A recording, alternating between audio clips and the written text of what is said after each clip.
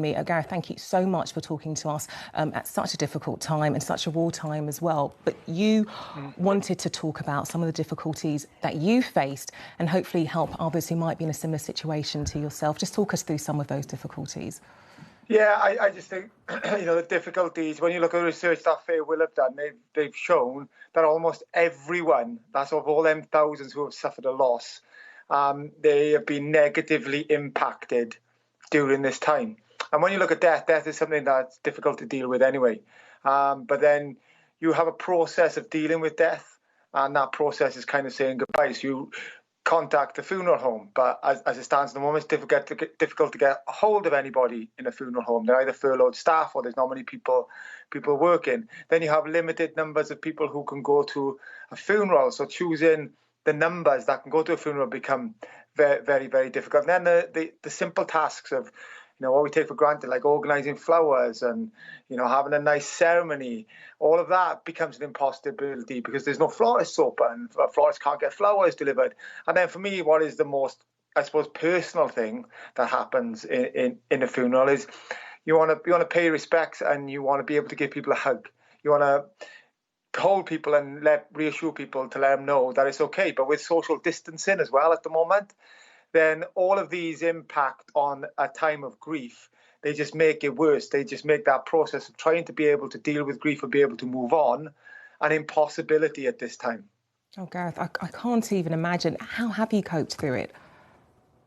Do you know what? I think, like everybody else, is you just don't cope with it. You just get on with it because that's kind of what we have to do. At the moment. But I tell you what it has done. I think a really important thing is that if I turn on the television, if I turn on the radio, if I have conversations in the street, a lot of people talk about death and the consequences of death because it seems to be all around us at the moment. So I think it's a way of starting up conversations about potentially this archaic process that we have to go through to organise a funeral, to organise a will, to have witnesses, this pricey, expensive thing, and to realise actually, something needs to be dragged into the 21st century, and hopefully a lot of things will change at the end of this pandemic. And I think making this process is easier, which is already a difficult process, making it easier for people, for loved ones, I think, and I hope will be something that will be changed at the end of it. Yeah, just talking about having those conversations just to help you through this. What other advice can you give to people who might be going through something similar? For me, I'm quite open about my emotions, and I find that being honest and open about emotions is my way of dealing with it. If I'm sad, I'll cry. If I miss somebody, I'll tell somebody. So I think having that honesty about your emotions rather than thinking your emotions are something that make you weak or make you vulnerable.